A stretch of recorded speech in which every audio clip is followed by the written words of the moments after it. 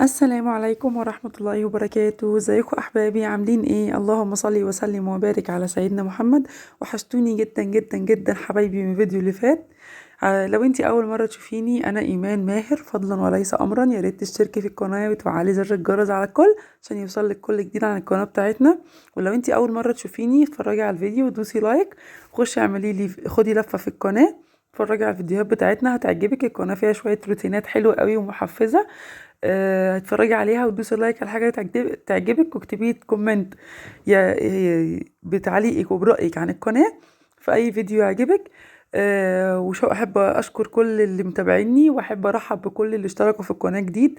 نورتوني وزودتوني وكبرتوا قناتي وكبرت بيكوا وليكوا. النهاردة بقى طبعا بما إن احنا في الشتاء والجو القمر اللي احنا فيه دوت اللي بنقعد نتكتك فيه ده، فقلت لازم لا حل لا مفر، يوم لازم يبقى فيه عدس. طالما دخلنا جو المطره لازم.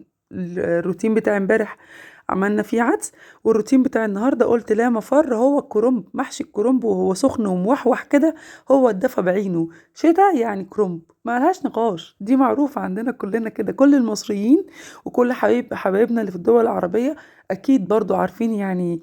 الكرنب ليه مذاق كده تاني مختلف، لما بيكون موحوح كده ومشطشط وسخن في الجو ده بيدفي من غير نقاش. فرحت جايبه لك الكرنبايه المعقوله المتينه دي، ورحت عاملاها بالطريقه بقى الحلوه اللي انتوا هتشوفوها معايا دي. هي بقى ايه هي بقى الطريقه يا امان اللي انت بتعمليها دي؟ عادي انا بسلقها بالطريقه دي احسن وما بتهدرش في الكرنب زي طريقه زمان. الناس اللي هو جدودنا واهالينا كانوا بيسلقوها بالطريقه ان هم يطلعوا ورقه ورقه ويسلقوها ومش عارفه ايه، فكانت الورقه بتطرى وتتهري وهي بتتسلق، فكانت بتهدر. فاهمين قصدي ايه؟ بتتقطع وتهدر. فدلوقتي لا، مفيش، انت بس بتشيلي يا دوبك الورق الاخضر اللي هو الغامق قوي اللي بره ده، بتقطعيه من عليها بس وهي ناشفه كده، وتروحي بالسكينه مقوره الراس من فوق زي ما انت شفتوني عملتها كده. وتروحي مسخنه ميه طبعا كويس قوي. الميه بتحطي فيها ايه؟ ما تحطيش ملح. الملح بيخلي الورق بتاع الكرنب بيبقى السوا بتاعه صعب شويه. خدي حطي معلقتين كبار سكر بعد ما المية تبدأ تغلي، يعني بعد ما المية تسخن وتبدأ تغلي، ابتدي احط معلقتين سكر وحبة كمون صغيرة. متحطيش حاجة تانية خالص في في المية على كده. وتنزلي الكرنباية زي ما انتوا شفتوا كده بالعكس. هقلبها من الناحية اللي انا قورتها دي، هخليها تخش فيها المية كلها من جوه، واضغط عليها زي ما انتوا شفتوا كده، وابتدي اطلع ورقة ورقة بالطريقة اللي انتوا شفتوها دي في مصفى كده جنبك على البوتاجاز. سهلة وبسيطة وسريعة وبتحافظ على الورق وما بتهدرش فيه والكمية دي كلها. هاتي بقى صينيتك الحلوه كده، عايز تعملي على الرخامه اعملي الحاجه اللي تريحك كست بيت في بيتك وانتي بتعملي، اعملي بيها. حلو. بس فردي كده على الصينيه او الرخامه، خليهم يتهووا خالص وتبقى بالمنظر ده، ورقه طالعه سليمه ازاي، مش بتهدر منها اي حاجه خالص. هتمسكي بقى ورقه كده تتنيهم على بعض الناحيتين، وبصي اللي بتطلع حته قد ايه، رفيعه جدا يا دوبك، ما بتهدريش خالص. وتقطعي بقى حسب حجم الصباع اللي انت هتستخدميه. فاهمه قصدي ايه؟ قطعي بقى ورقه اللي تنفع 3 تنفع 2. بصي حته رفيعه اللي بتطلع ازاي. التقطيع ده بقى حاجه ترجع لك انت، تعملي 3 على 3، تقطعي الورقه على 3، تقطعي على 2 حسب حجم الورقه، وحسب انت رغبتك بتحبي تعملي الصباع يبقى طوله قد ايه، يبقى حجمه قد ايه، حاجه ترجع لك انت. بس. وبعد كده تقعدي بقى تقطعيهم. انا خلصتهم خالص كلهم الكميه ورجعت لكم تاني كده. بس. وبعد كده خلصي بقى بعد ما تقطعيهم بالمنظر اللي انت شفتوه في الصينيه الاورنج دي، تقعدي بقى تقطعي كده حسب بقى حجم الصباع اللي انت عايزاه، على في طبق تاني فرداني لوحده كده. حلو. وتخلصي بقى الكميه كلها بالمنظر اللي انت شايفاه ده. اسهل واسرع واحسن وانجز بكتير قوي من اللي كان بيحصل زمان. انا ما خدتش سلقها وتقطيعها وكله ما كملش تلت ساعه، والله يمكن كمان كتير التلت ساعة. بس قطعتها وسبتها في المصفى تتصفى خالص عشان تنزل اي مية فيها. ورحت حاطة بقى في الخلاط الصلصة، ورحت شغالة بيها. حلو. تضربي بقى صلصة كده حبة حلوين. انا عشان الكرنب بالذات فبحب احط له حبة طماطم حلوين عشان يبقى احمر. انا بحب الكرنب يبقى محمر قوي وموحوح كده. ممكن تضربي معاها قرنين 3 فلفل، وممكن تعمليها تفرميها مع البصل، دي حاجة ترجع لك انتي. هتنزلي بقى في الحلة، تسخني الحلة وتحطي فيها حبة زيت معتبرين كده، فوق حوالي 6 7 معالق زيت حلوين كده.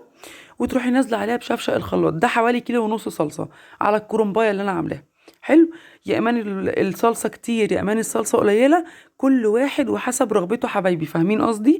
انا بحب الكرنب بالذات وتعودت عليه من مامتي ربنا يديها الصحه يا رب، ان هو يبقى محمر وموحوح كده، الكرنب بالاخص، اكتر من ورق عنب واكتر من البتنجان والكوسه والفلفل، فاهمين قصدي؟ بس بعد كده بقى انزلي انا بحب كل انواع المحاشي بتاعتي يبقى البصل والخضره فيها بزياده. فالكرنبايه حوالي عليها كيلو بصل تقريبا او كيلو الا ربع بصل على الكرنبايه. فرمته، رحت حاطه قرنين تلاتة فلفل، شايفين الاخضر ده؟ الفلفل الحراق الطويل، قطعته كده مع البصل، وخد له لفتين تلاتة في الكبه مع البصل واتفرم. وبعد كده كنت انا بقى نزلت الاول بالزيت والطماطم في الحله زي ما انتوا شفتوا في الاول، وسبتهم لحد ما اتسبكت وتقلت خالص. واول ما تقلت رحت نازله عليها بالبصل. انا ما بحبش يا حبايبي احط البصل في الاول، انا بحط الصلصه الاول تتسبك وتتعمل وتتظبط، وبعد كده اروح نازله عليها بالبصل. ومش كل البصل باخده، في كميه بصل بسيبها على جنب في طبق، هتشوفوا دلوقتي انا كمان شويه بعمل فيها ايه. حطي بقى توابل المحشي اللي انت بتحبيها. احنا حبايبي عشان في واحده حبيبتي قالت لي ايمان انت بتحبوا التوابل زياده، احنا فعلا والله يا حبيبتي بنحب التوابل بزياده، بتدي طعم مختلف كده. بس فكتوابل المحشي بقى بتحطيها فلفل اسود، ملح، بابريكا حمراء، حبة كزبرة، حبة نعناع، حبة اللهم صل على النبي، كل التوابل، كمون، فلفل اسود، ملح، نعناع، كزبرة، حبة بصل باودر وحبة توم باودر وحبة توابل 7 بهارات، كل التوابل اللي عندك، وبتحطي فاين فوز، كله تحطي توابلك بتاعتك اللي انت بتحبيها او معتاده عليها، كل واحد حسب رغبته. بس صدقوني الخلطه دي طعمها جبار، جربيها كده في كميه صغيره جدا، وهتعتمديها في اي مرة هتيجي تعملي محاشي، هتعتمدي الخلطة دي، صدقيني. البصل بقى اللي انا سبته على جنب ده، ادي البصل اهو، حطيت عليه حبة خضرة، حطيت فلفل اسود، حطيت ملح، حطيت نعناع، بس شكرا، محطيتش حاجة تاني. شطة عشان احنا بنحب الشطة، انتي بقى دي حاجة حسب رغبتك. وقلبت كل البصل ومعلقة وفصين 3 توم مهروسين على البصل والخضرة، قلبتهم مع بعض، وقطعت طماطمايه مكعبات. ايه يا مان لازمة الطماطمايه مكعبات دي؟ جربيها في المحشي وانتي بتاكلي كده، هتحسي بطعم الطماطمايه في بقك وهي دايبه وشاربه من كل الصوص، هتدعي لي.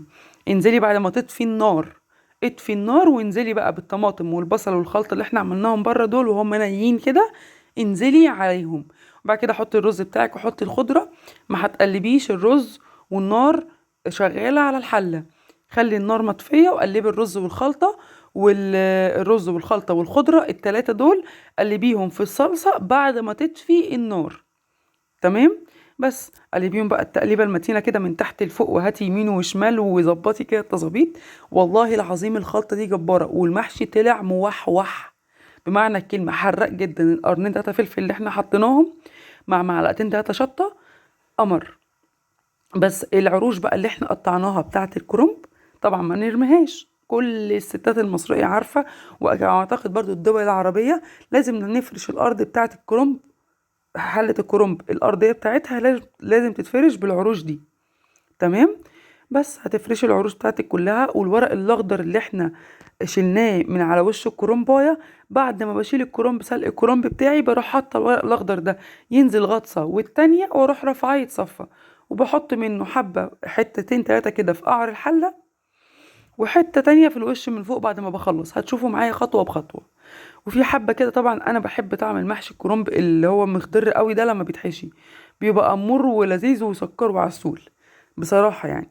ف فبحب احشي منه كام صباع كده، يعني بخلي حته كده، الحتت السليمه اللي هي بتبقاش مخضره قوي ولا مقطعه ولا مش عارفه ايه، هو اظبطها كده بحيث ان انا اقطعها حتت صغيره كده، يدوبك اعمل منها صف ولا 2 من الاخضر اللي هو الغامق ده، والباقي كله خلاص بقى تبقى بقيت الكرنبايه. زي ما انتوا شايفين كده المنظر ده، بصوا منظر الحله، شفتوا انا عملت، بصوا تحت هتلاقي صف والتاني بالكتير اخضر، والباقي بقى خلاص الورق اللي هو الطبيعي بتاع الكرنبايه. بس كده، الطريقه دي طريقه انا يعني ورثاها اما عن جده عن جده يعني. انا امي نفسها في المحشي ما شاء الله، يعني ربنا يحفظها ويبارك في صحتها. ف والله بصراحة مش في المحشي بس، هي في كل الأكلات يعني. فأنا اتعلمت الطريقة دي منها هي. بصوا بقى الرصة، بصوا صوابع المحشي محمر من قبل ما يستوي، انت متخيلة المنظر؟ بصوا الجمال، ايه الحلاوة دي يا ناس، ايه الطعامة دي يا ناس. المهم بقى اقول لكم على تكايه تانية. بس لما اجي اسوي هقول لكم عليها. بصوا عشان ما اضيعش حاجه منكم، ادي الحته اللي بقول لكم بسيبها تانية اهي مسلوقه، ده كله مسلوق ماشي. والفلفل الحراق القمر اللي ما بستغناش عنه في اي نوع محشي بعمله، طالما ايمان هتعمل محشي يبقى لازم الفلفل الحراق ده يتعمل. تمام. بس وتنزلي بقى بصوا اصلا الخلطه حمراء طالعه حمراء ازاي. بصوا حمار الخلطه يا جماعه، اقسم بالله الخلطه جربيها بالطريقه بتاعت ايمان دي، مش هتندموا، والله ما هتندموا. بس ادي الرصه دي كده بقى، وتروحي واخداها بقى على النار بتاعتك. تسقيها الاول الشوربه بتاعت الفراخ بقى اللي عندك، شوربه لحمه ايا كان نوع الشوربه اللي انت بتسقي بيها. حلو، بط، وز، فراخ، لحمه. حطي بقى في الشوربه بعد ما تيجي تسخني عشان تسقي بيها المحشي، خلطه المحشي اللي انت عملتيها بره دي، شيلي منها معلقتين تلاته على جنب، خدي منهم معلقتين تلاته، حطيها في الشوربه، وقلبي الشوربه بالخلطه، وحطي فيها الزيادة عن ان هي شوربة لحمة او فراخ، حطي مكعب تاني فاين فوز، وحبة فلفل اسود، وحبة ملح. زودي الملح بتاع الشوربة شوية عشان لما تيجي تسوي تبقى الدنيا كلها متظبطة. انا لازم يا حبايبي لما بعمل خلطة محشي لازم اشيل منها حبة على جنب احتياطي. ليه بقى احتياطي؟ عشان خاطر ممكن وانا بحشي يكون خني تقدير الرز، حتى هعمل ايه وفي لسه بقيت محشي والحله ما كملتش، ببقى شايله كوبايه مثلا بره، كوبايه صلصه، اروح قايمه عامله كوبايه رز وحطها على طول واقلب واكمل حشو. ما احتجتش صلصه، هعمل ايه؟ خلصت خلاص الرز والدنيا تمام، بروح احطها في كيس زي ما انتوا شفتوا واحطها في الفريزر. اجي في اي وقت عايزه اعمل اي حاجه صغيره للمحاشي، بروح مطلعاها وعامله بيها، وابقى ريحت دماغي من تسبيك تاني ومن محشي تاني ومن خلطه ومن كل حاجه، تبقى الدنيا كلها سهله وموجوده. بصوا بقى المحشي اتشرب ازاي، بصوا الحلاوه.